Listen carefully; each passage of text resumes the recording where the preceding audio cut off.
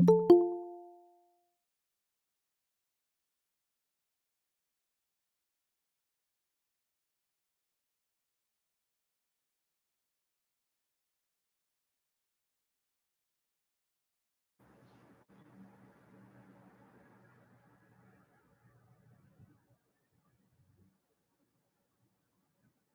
morning, everyone.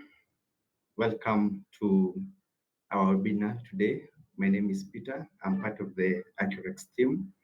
We are really excited to host each and every one of you here. And we're excited that time and again you do participate in our weekly webinars. We hold this every Wednesday from 11 to 12 and extend it a little bit to around 11, 12:15. So today we are really excited that we'll be talking about behavioral influence at work, and that will be taken care by none other than Mary. She's a seasoned trainer with ACCUREX. So ACCUREX is a HR consulting company. We've been in the market since 2016, and we thrive so well in training and all HR related matters, from payroll management to team building and to HR consultancy. So today, I think without wasting much time, we have Mary with us, and I believe that the quorum is good enough. So let's delve in, let's learn, let's relearn, let's unlearn.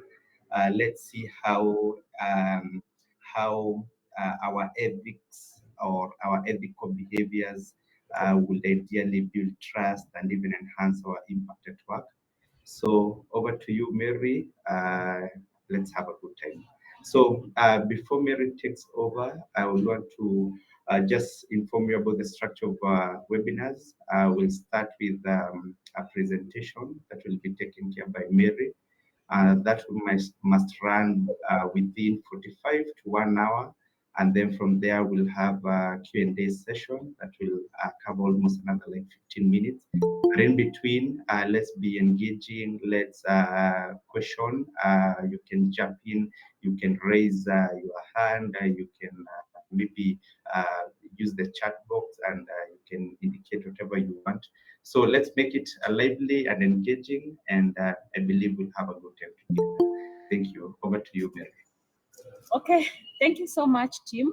I'm so excited to have you again. I believe you're also excited to learn from us, ACCUREX.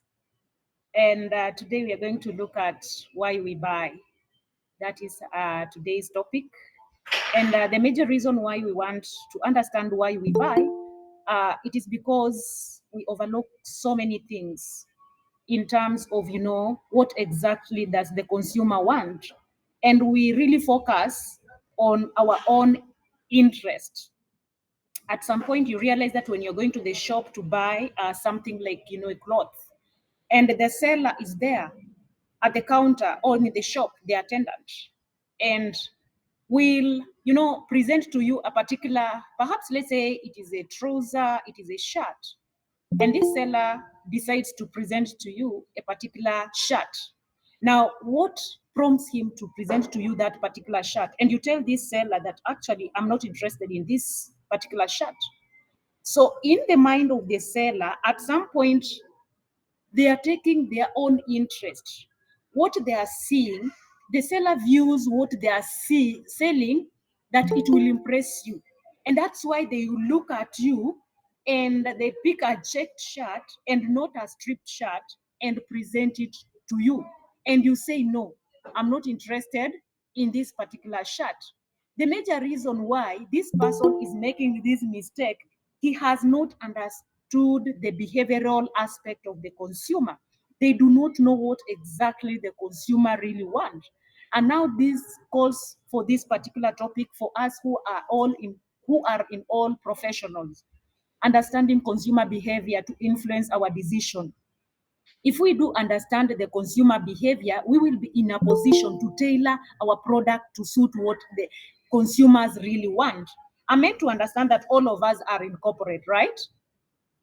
or rather what you are handling or your career line involves customers. Is that the case? Can you just show by the emoji? Like whatever you are in, be it a service like being a lawyer, you deal with clients. Is it yes or no? Be it a processing company, you deal with clients. Kindly share your opinions. Just do some messaging. I would like, yes, you're dealing with clients. Be it a school, you're having learners around, right? Perfect. That means that you cannot ignore the aspect of understanding the consumer behaviors. Now I want us to do just a slight exercise. I want you to share with me the detergent that you use at home. The detergent, be it the toilet or the washing cloth washing powder, soap, whichever detergent that you use at home. I want you to share in the chat box. What do you use at home? Do you use Omo? Do you use Ariel? So just share the detergent that you use at home. Or rather, even where if you have kids, where do they school? Yeah, just share something in the chat box. I want us to do this exercise so that we tend to, you can put there the detergent I use this and this. So just share in the chat box. It will enable us to understand these consumer behaviors, because we are all dealing with clients. You are running a school, you're dealing with clients. You are a lawyer, you are dealing with the client. You are running, a coffee shop, you're dealing with the client. It's a supermarket. So someone says use Duffy, which is it detergent? Someone uses Msafi. Um, IDP. There's a detergent called IDP. I would like to know that. Toss. Someone uses Toss. Another one uses Omo. Another one uses Deto, Jeep. Another one uses Persil, Sunlight, Persil. Where are the rest? Wengine mko wapi? You don't use detergents. Omo, I can see Omo has a good number. Sunlight has a good number too. Msafi is also coming up. I want to see this competition. There's Ariel and there's Omo. Omo is really doing very well. Omo is really doing well. There's also Ariel, Omo, Sunlight. They are competing. These kind of three products are really competing. We have Omo, we have Ariel, and we have Sunlight. So, what does that tell us? Now, is there a reason behind why you go for that Omo? For those who mentioned Omo, I want you to share with me your insights. Why you went for Omo and not Sunlight? Or for those who are using Sunlight, because those are the majority. What prompted you to go for that Omo? There must be something, the key driver behind your decision to go for Omo. Could you please share with me? For those who said Omo, Sunlight, and Ariel, the cost. Thank you so much, Thomas. You're saying the cost. The cost is the one that prompted you to choose Omo or Sunlight. Let's go on. There's something behind that made you is a consumer. Sunlight, costly, fragrant, perfect. I like that, Sarah Karaoke. I appreciate your input on this. You're saying that Sunlight, you're looking at its cost, you're looking at the fragrance that it possesses or it has. Yes, I like this. Is it Peggy or Peggy? You said I grew up knowing the brand. Perfect. And I really like that. I really like that. Thank you so much. You grew up knowing that this is the brand. Even me, when I was growing up, I always used to know that Omo is actually that brand. At any powder detergent, I'll go for Omo. And actually, I still use Omo in my house. All as old as I am. So the scent, Lydia said the scent IDP is packaged in 10 kg. Oh, serve large. So he's going for quantity also. Kibaya, thank you so much. Jackie is saying sunlight is so gentle on hands. I like that aspect, the perception, the motivation behind that. Now, all those contributions that you have given us brings us to, getting to understand this topic that we are calling consumer behavior and consumer behavior to influence the decision. Now, in that business, in that corporate you are in, do you really mind what drives the customer to come to your company? Do you really mind why so and so will wish to work in your company and not work in company X? So this calls for this particular training, and you realize that for this training, you're going to look at, at the end of it, you'll be able to understand what the consumer behavior is and why it matters in a commercial setting. You will be able to identify the psychological, emotional, cultural, and social triggers that shape behavior. Someone just mentioned in our discussion and the contribution that you've been sharing that she grew up knowing that Omo is the brand, Sunlight is the brand, and she's using it even in the adulthood. So in this training, you'll be able to understand why people choose your company and do not choose company X, why they choose this brand and they don't choose, why someone will choose Safaricom and not choose Airtel. Okay, where if someone will choose Starbucks and leave Java. So it will also enable us to translate consumer insights into actionable communication and service strategies. That means that you're able to tailor even your services. You're able to tailor your products to suit what the customer wants. And you will also be able to apply behavioral, informed techniques to improve the engagement and loyalty. Of course, each and every organization looks forward to have customer loyalty. And if you have customer loyalty, it means that you're going also to increase the sales of your company. And if the sales of your company are totally increased, you're going to, make profits. If you make the profits, there's growth. No organization is set up not to make profits. I always say if profits are not involved, then it is a charitable kind of organization. You're also going to learn about the behavior of the customers, and you'll be able to come up with, with a decision that you can make, and you tailor what the customer wants ethically and authentically without manipulation. Customers do not want to be manipulated. They just want to be served with exactly what they want. So that is the major objectives of this particular today's training. I hope you are open and you're ready for it. I don't know how many of you are excited to learn about the customers. How many of you are excited to learn about the customers? Thank you, team Washington. I can see Grace.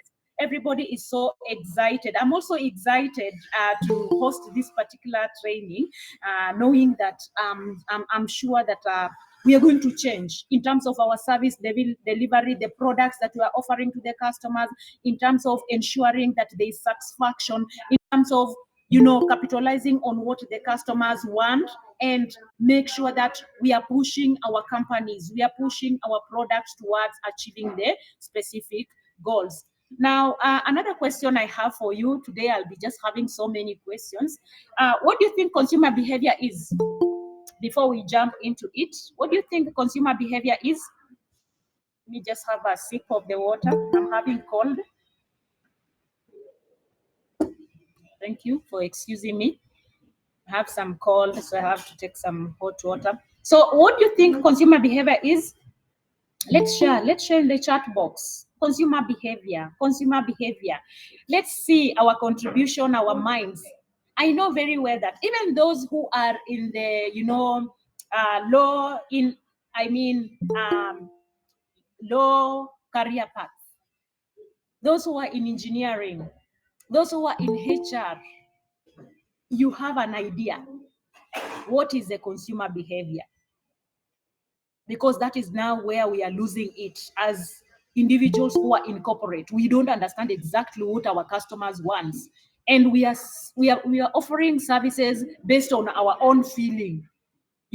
How I feel is totally different from what the customer feels. Kibaya says consumer behavior is the study of how consumer makes decision about buying, using, and disposing of goods and services along various psychological, social, and environmental factors. Makofi kwake, Kibaya, you've done the great job. Ebu mtupie hapo makofi tafadhali, hizo emoji, because she has said it all.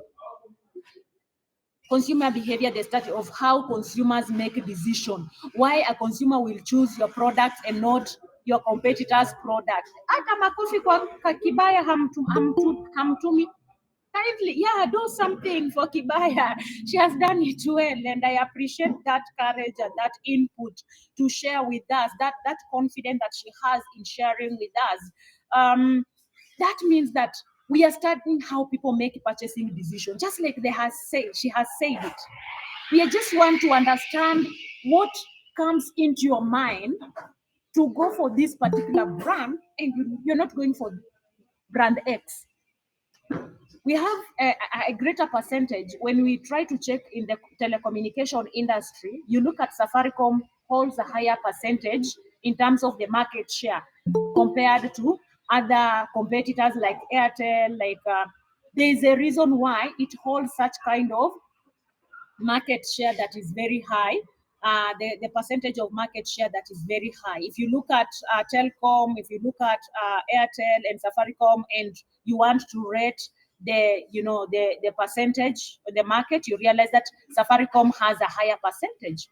And now we want to study why people chose just to cling to Safaricom, even though there could be some changes in the company, the rates could be maybe high, but you still stick to that kind of brand. That is consumer behavior, which involves emotions. Human beings are totally attached to what we call emotions, the logic, the social influence.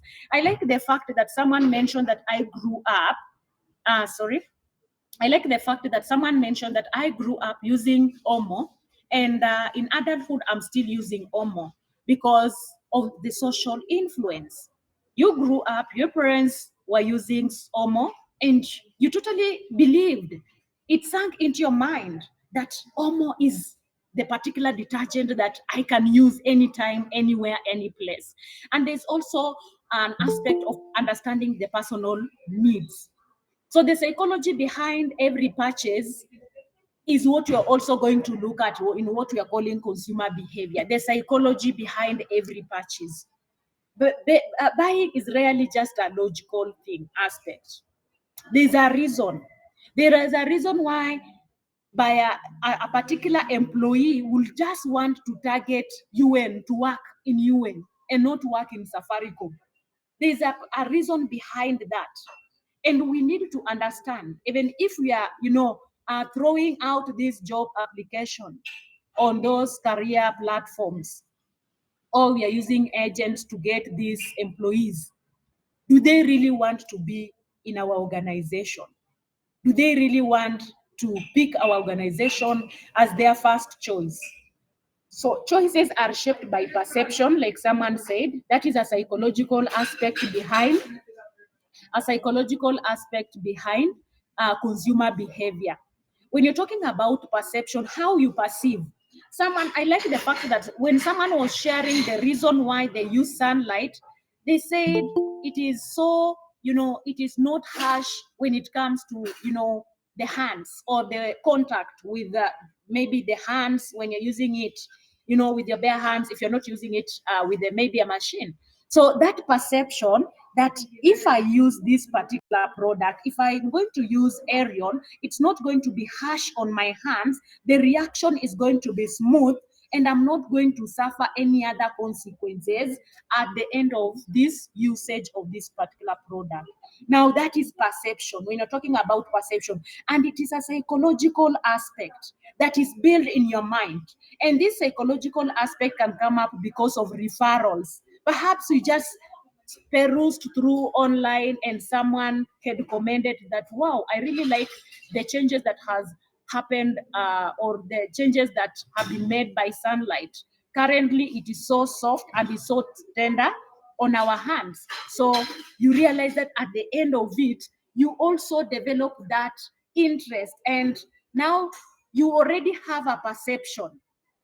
A perception is just like that first impression when you meet someone. If someone you met someone for the first time and they mishandled you, basically you will just know that this person this person is a bad person. Even if someone gives you a positive testimony about this person, you automatically believe that this person is a bad person. Now, the emotional aspect is also another factor that will trigger you to choose a particular company and leave out another company. When you're talking about the emotional aspect, still it's under psychological factors that influence consumer behaviors. You realize that people's emotions are so important. There's a saying that when you meet people, they will always remember how you made them feel. And this is also linked to the product that these customers are going to the market to purchase.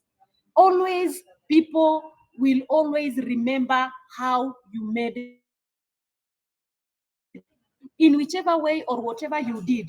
That doesn't really matter. But how you made them feel, they will always remember.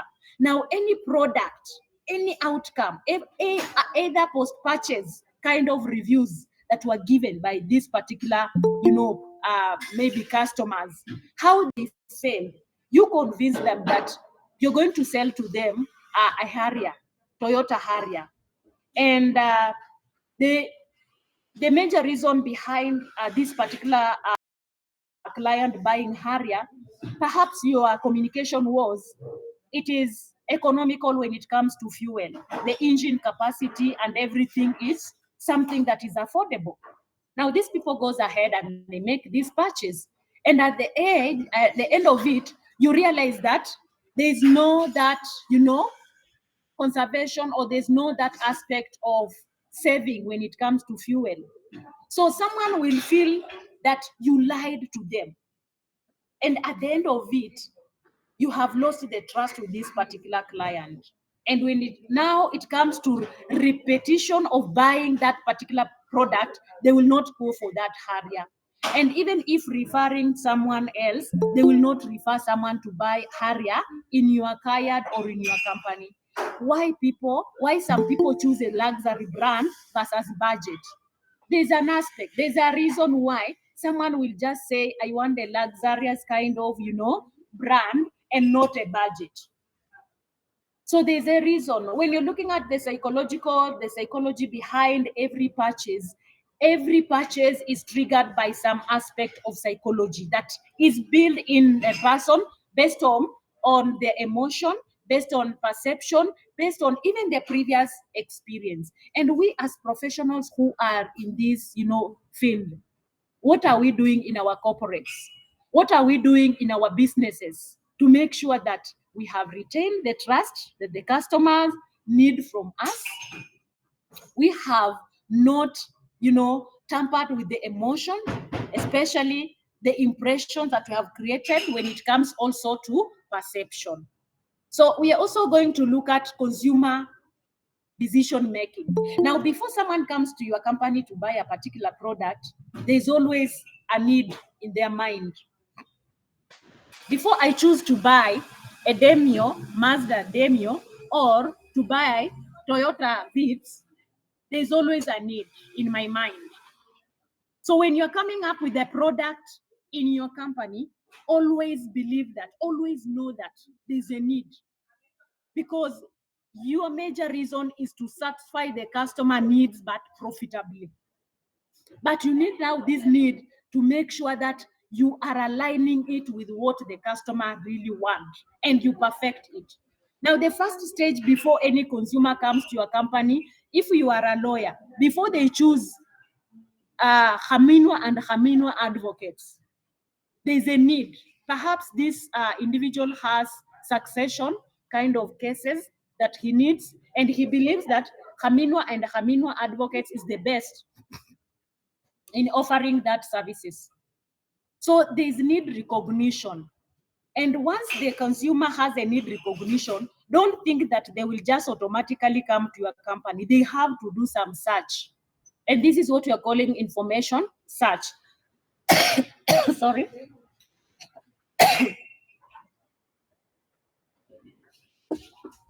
Sorry, excuse me. Like I mentioned, I have some call. So there's information search. And that is where most companies lose it. you have not aligned yourself when the customer is searching for information. I am having a succession kind of case, and I'm looking for an advocate who can handle it. And in mind, I will not just wake up and go to Haminwa and Haminwa advocates. Basically, I will have to do some search and understand what is Haminwa and Haminwa advocates good at. What is ACCUREX good at? Assuming ACCUREX is a law firm, what is it good at? Some law firms are good at, civil cases, and some law firms are good at criminal cases. So if you have aligned yourself and you have positioned yourself very well in the market, basically under the information search, I can incorporate even online kind of information. And that online information, I will not just make a decision on that point based on that information. I will do what we call an evaluation.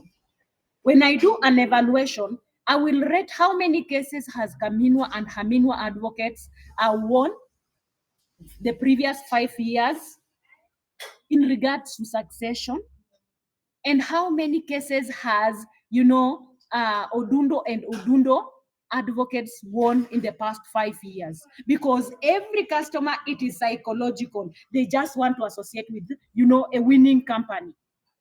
And if you have not done something or you do not have evidence, that means that even when you are trying to grow your company, make sure that you are creating a proper display, online visibility, publicity, because when they are going to do what you call information search, that is where they are going to place to reach to get that information.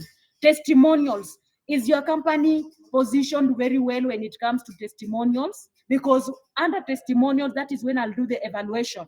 Has someone mentioned something good about Haminwa and Haminwa advocates?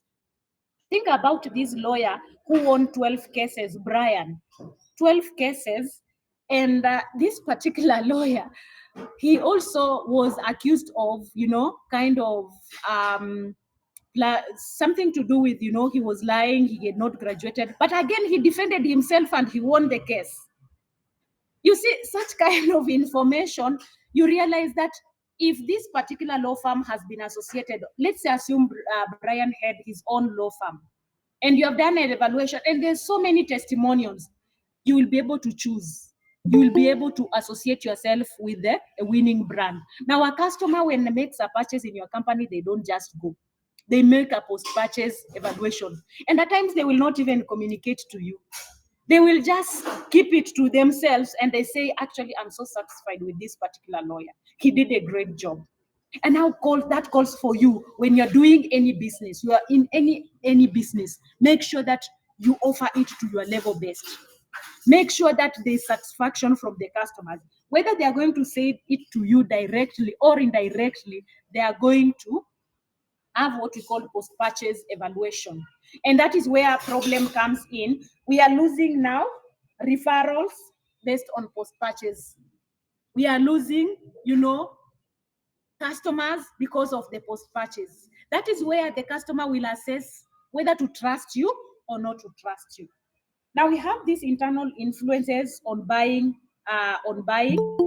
and these are just motivation. What motivates you? What drives you to go and buy what you want to buy?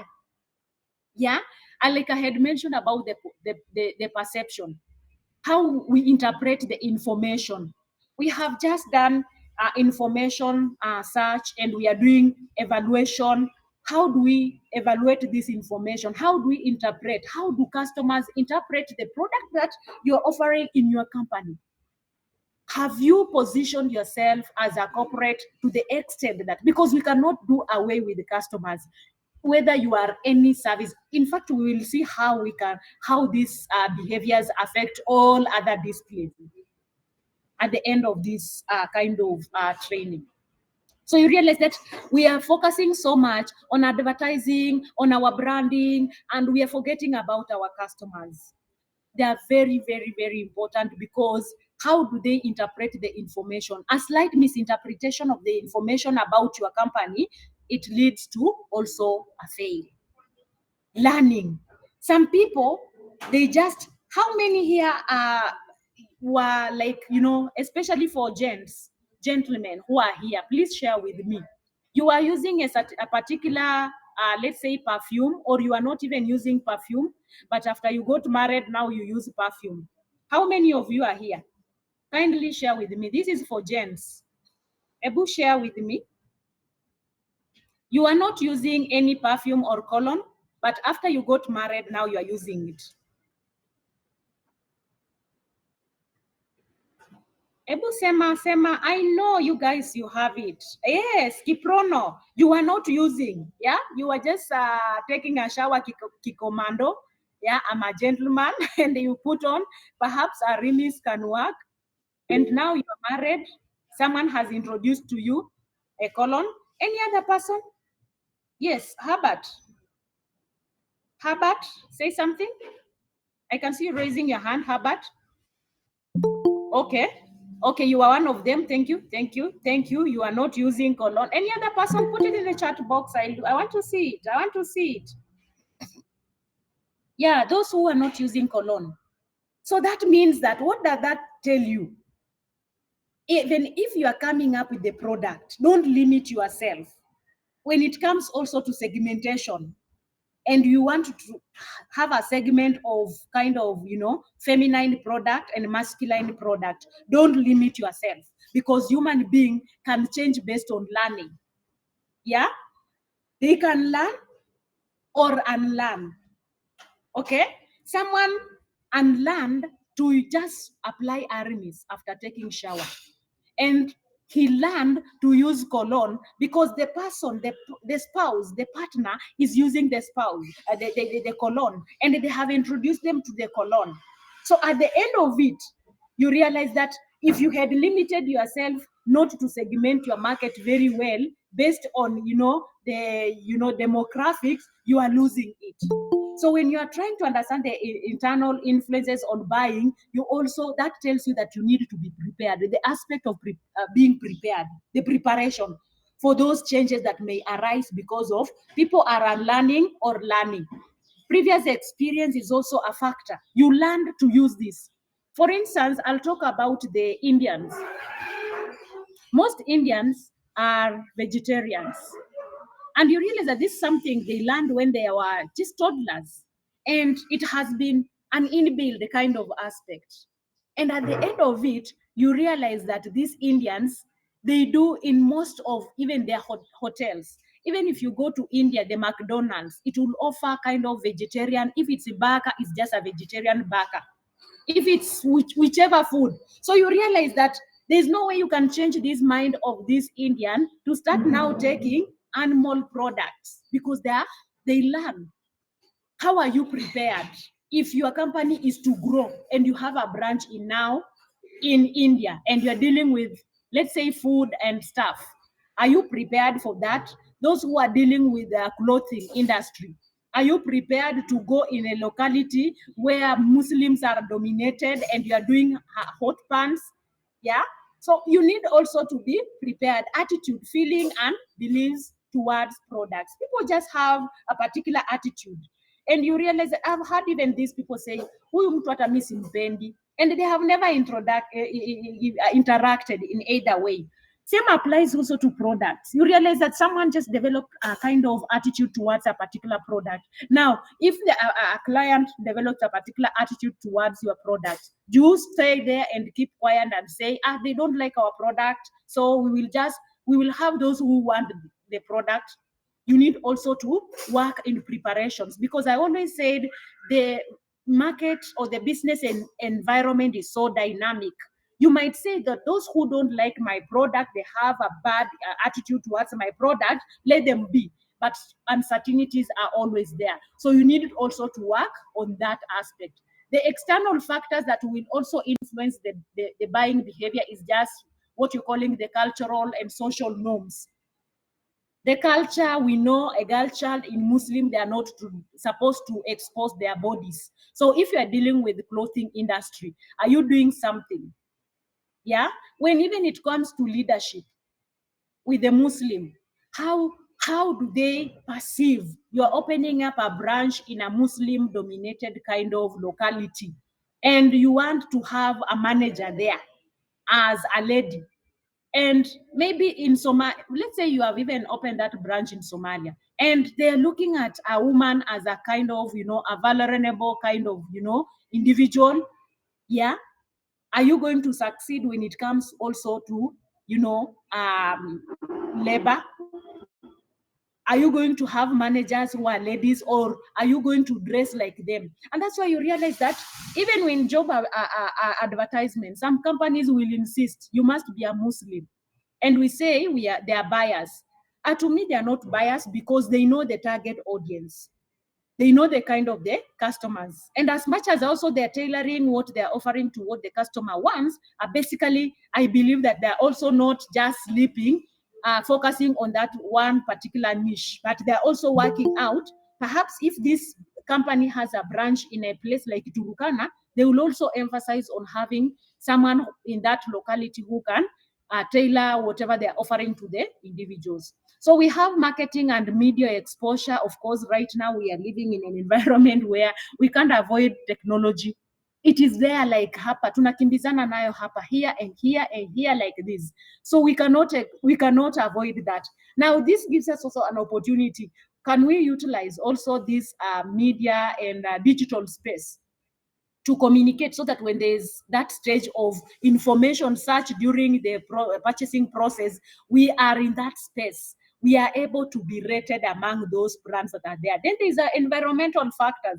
Sometimes tunanunua because of, what you call impulse. You just look at the product and you say, no, I don't want to miss out. Currently, people are not even doing what we call photo frames, and now we are doing what we call digital photo frames.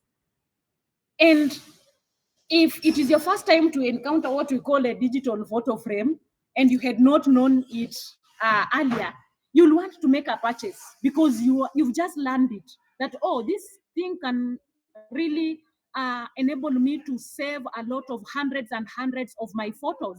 I'll have memories of my photos. So you just make, because you have looked at the display, the layout, the packaging, and you can see the packaging and how it is. So moving forward, I'm also keen on time. Emotional versus rational buying. You realize that emotional buying, it's driven by feelings. People buy based on the feelings, how they are happy. You realize that someone has succeeded in the company and they want to, throw a party. So you realize that they'll go for some soft and hard drinks for their employees. Some people buy because of fear, or at some point they feel like the brand made, they may miss out the sense of belonging that will trigger an individual to buy. Then we have rational, which means that you buy based on logic. You just based on the facts and analysis. You don't just buy because of the emotions. You don't want to miss out. And that's why you realize that when a particular fashion comes of particular vehicles, these individuals, they don't want to miss out. Yeah.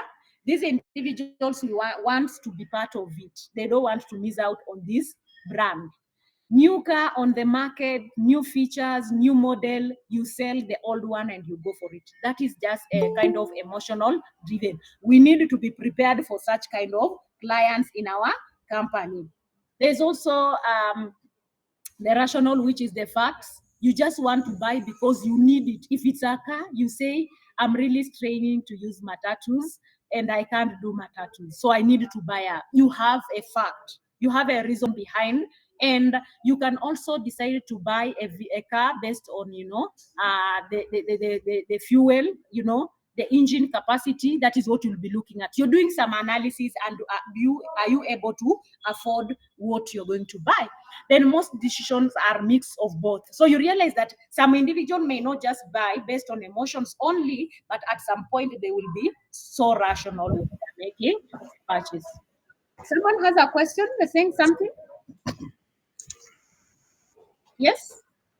Or you can kindly mute yourself if you're not saying something, please. Mute yourself. If you're saying something, please say it audibly so that I can hear what you're saying. If you're not saying, kindly mute yourself so that I can hear what you're saying.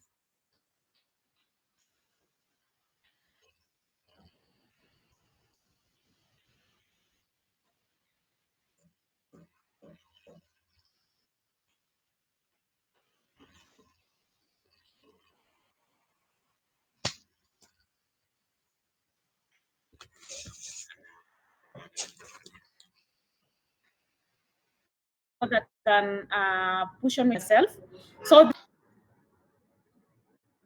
we need actually to be aware of branding and identity so that we can tailor our products to what the customer wants. Consumers often buy to reflect who they are and want. And that's why, for instance, I will say when it comes to digital or smartwatch, someone like me, I don't just go for a smartwatch, but I'm going for a brand. I use Garmin, and I know Garmin is a big brand. So when someone asked me about my smartwatch, basically I'll be happy and confident to tell them that I use Garmin because I know Garmin is a very strong brand. Now, what are you doing to your brand? You as an individual who is in this corporate space, what are you doing to your brand to ensure that you are not losing out that, because that is what is going to drive the consumer, the customers. I'm emotionally attached. I want something good. I don't want something that is weak. I don't want a brand that is weak. So consumer often buy to reflect who they are. I want someone, when someone sees me with a vehicle or a car, I'm driving a Mercedes Benz and I'm not driving a Vitz, because that is the identity I want. And it is a psychological factor. Like, people want to see that they're associating themselves with very strong brands. Then there's cognitive bias that affect buying. Angering, in other words, the first price seen sets the tone. Now, when you're going out there trying to set the prices, of course, we have the price regulation kind of, authority in Kenya, but to some extent, for the brands that are coming up, you realize that also the price sets the tone. When I was in campus, there's a lecturer who was teaching us about marketing. And she used to say that some marketers, some sales individuals are very funny. They can just take a bag of rice, and they divide them into equal parts, into equal three parts. And they say this a kg goes for 400. Sorry.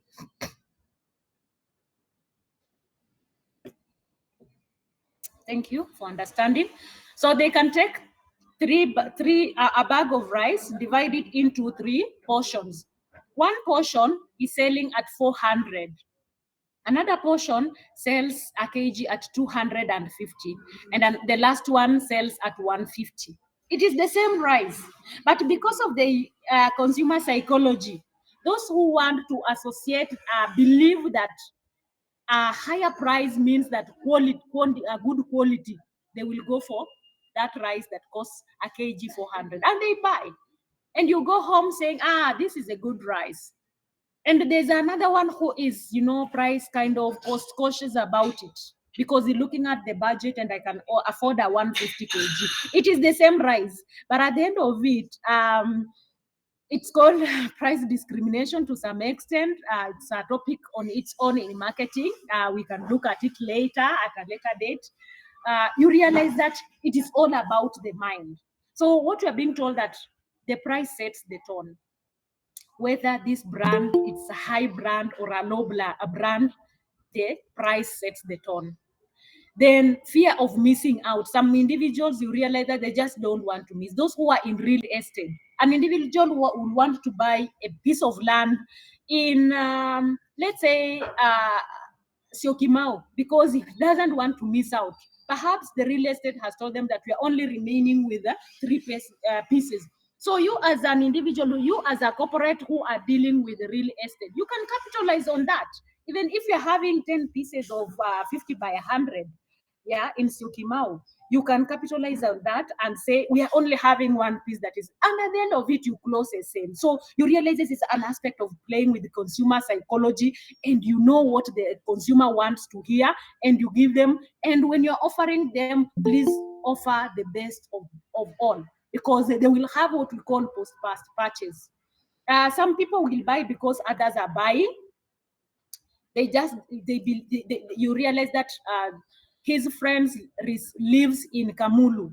So this particular individual will want to buy a plot in Kamulu because his friends resides or lives in Kamulu.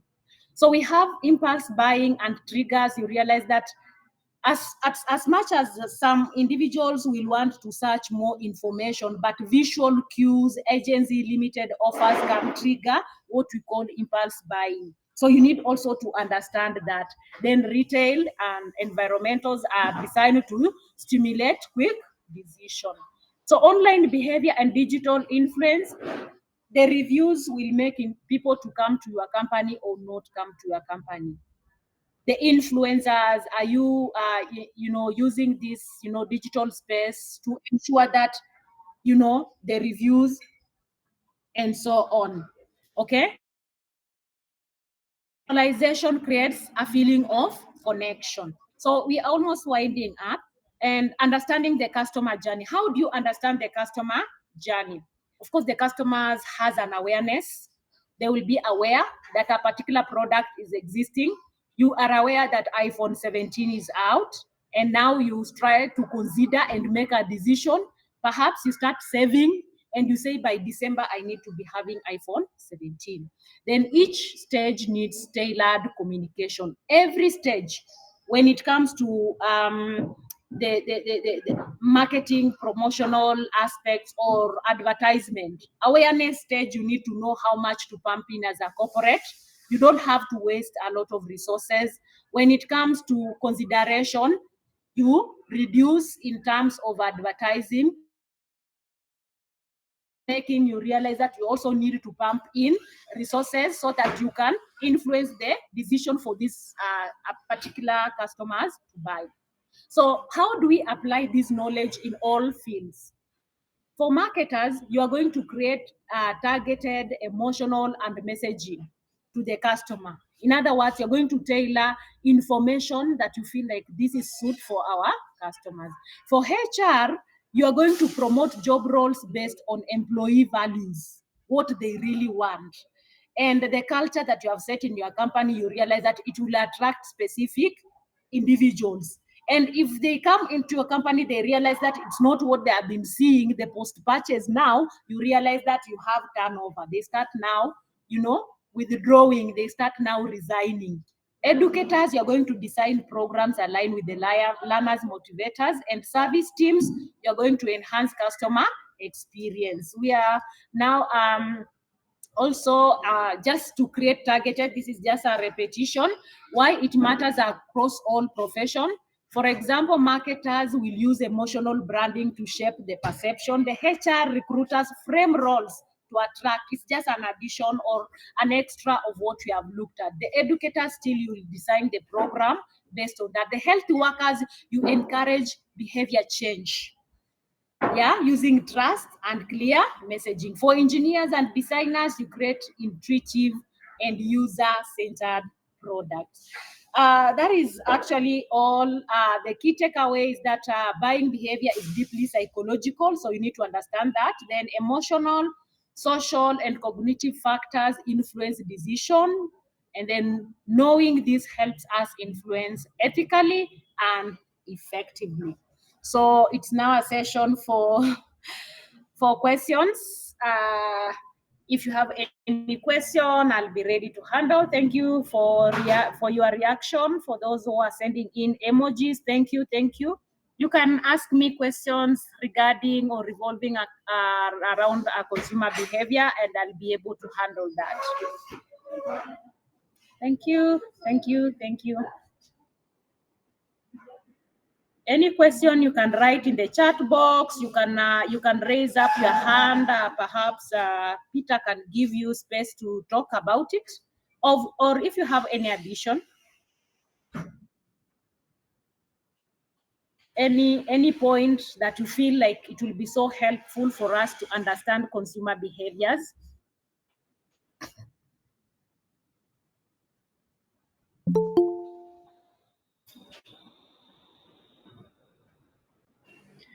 Thank you, Mary, for taking us through the behavioral influence at work. And as they prepare for any question, if there is, I just wanted to mention that just to support you, we are, as much as we are sales-driven, which I believe every organization is sales-driven, that means we need all these customers. And at the same time, the coin really flips faster because we again are customers to other businesses. So, and as you say, definitely the way again we treat our customers really matters because, as I've just mentioned, that we are equally customers to other organizations. So this training today was brought to you by ACCUREX. ACCUREX, as I said, is a HR consulting company. We've been in existence since 2016, and we thrive in HR consulting. If you need to set up a HR department in your organization, or if you need to just streamline things and processes, ACCUREX is there for you. We call it Thrive in Coaching and Mentoring. If maybe you think there are a few individuals in your organization, you want to mentor them to take up bigger roles and to catapult them in their careers. We are able to help in that. Talk team building, anything about team cohesion, we equally are there. Talk about recruitment and payroll management, as well as outsourcing and offshoring that we do. If you have an entity, or rather you want to penetrate the Kenyan market and you don't have an entity, that's where the outsourcing and offshoring comes in. Then we have People HRS. This is our in-house system, like to manage a HR system that manages employees from the time you onboard them to when you are separating with them. Book a demo with us, get to see the features that we have, get to know how we've tailor-made this solution, because I can tell you indeed it's a great solution. Then the giant in the room, of course, for us is training, all manner of trainings from leadership, customer service, soft skills, supervisory, sales programs, emotional intelligence, and all name any kind of training at a corporate level. So our offices are on Mudidi Road, Westlands. So you can either pop in or drop us an email, contact us. We have our contact details there. Then if you need a certificate for this particular training, then you can just leave, I believe on the chat box, they've indicated where you need to leave your details, fill that form, and we'll have your certificates ready. Then we have our WhatsApp community just to keep you informed on what we are doing or what events we have. Just check in and be part of that community. Then for HRs in the room, we have a HR team building. Many other times, HRs are the ones who are organizing team buildings, and on the material day, they are again busy trying to make everyone comfortable by just trying to organize with their event organizers, their suppliers, and all that. So they end up not enjoying the team building. So here it is for you. If you are a HR or you think that your HR will be excited about, it cuts across all ages as long as they're HRs, professionals in the organization. Just send that word to them. Tell them that we have a HR team building for them, and it's only 1,000 shillings. And you must believe that it's nowhere close to the actual cost. So we are sponsoring this event, but we want you to just have a damage fee of 1,000, and the rest will be catered for. So just register, go to our website events page. You'll see that particular event. It's on June the 7th. So it's in a couple of days from today. So register and just loop in your HRs and any other HR practitioner that you think of. Then we are still continuing with this series, webinar series, every Wednesday at 11 a.m. to 12:15 p.m. thereabout.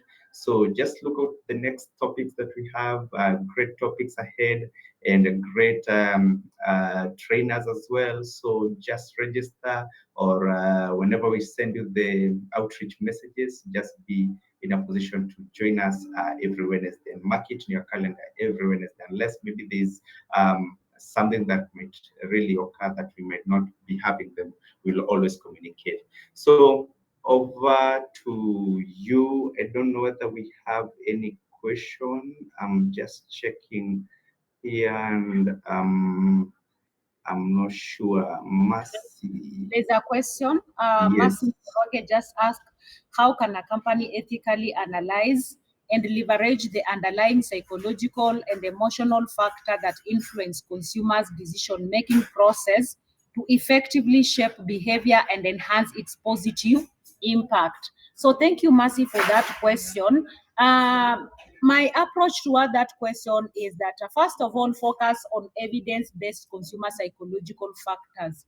If you focus on them, those cognitive bias, the loss aversion, there are those people who are clients who are risk averse based on what you are dealing with, based on what you are offering. There's also emotional triggers, the fear, the joy, the nostalgia. So can you focus first of all on the evidence based kind of consumer psychological principle? This evidence that you have based on what you are offering as a company. The motivational theories also is also another factor, because you realize that the Maslow theory will come in, and a client is at this stage of life. Maybe they have just reached at that level. They are looking for esteem. What exactly can you offer to tailor this?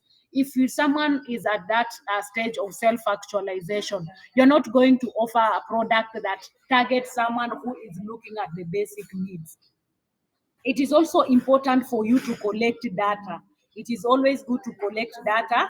This data is going to enable you also to understand these triggers that you are talking about, so that at the end of it, you are going to achieve what you are looking for. So to make sure that you are able to, gain a proper insight understanding of these psychological factors and the decision making process, have data of your customers. In other words, you have feedback.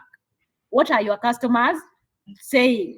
And then at what stage does now this particular maybe input comes in, especially when it comes to the purchasing process, like mentioned, or the decision making process.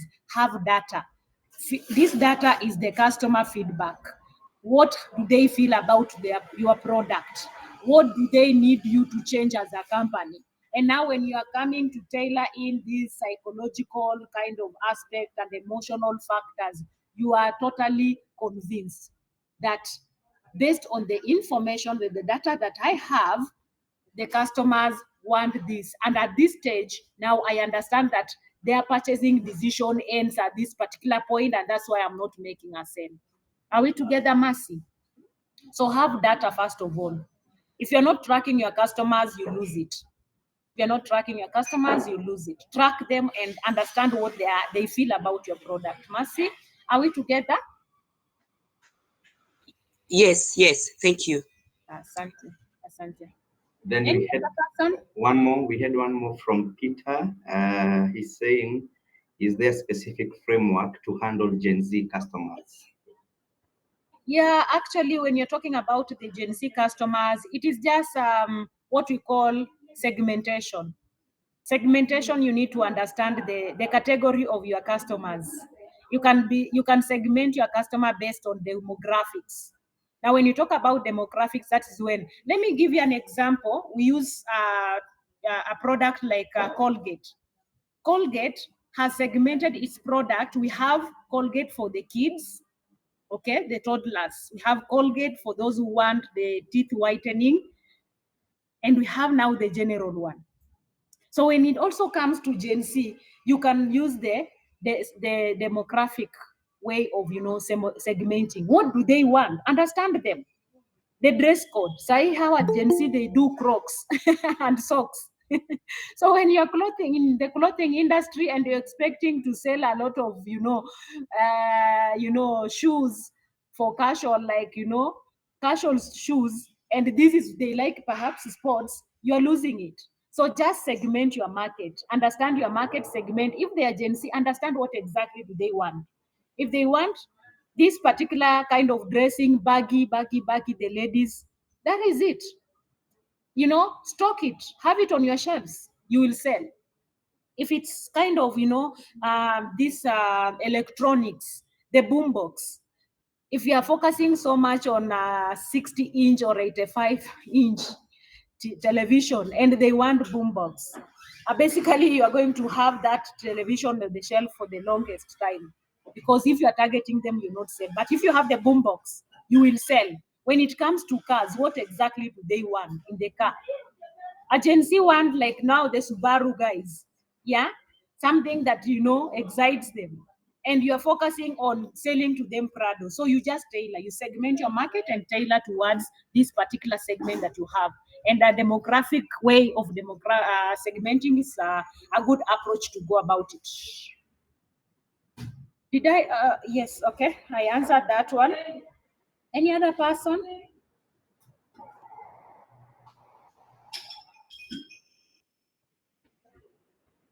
Any other person? Peter, have we exhausted all the questions? Yeah, it seems like we've exhausted. That's all. So once again, thank you so much, Mary. Thank you, ACCUREX team. Thank you, all participants and all companies represented. Thank you for your time. We hope to see and meet you next time on Wednesday. And in case of anything, our numbers are on the website. You can just reach out to us. You can email us, or you can just drop by our office at Westlands Bodhidhe Road. Thank you again and enjoy your afternoon. Okay, thank you, Peter. Bye.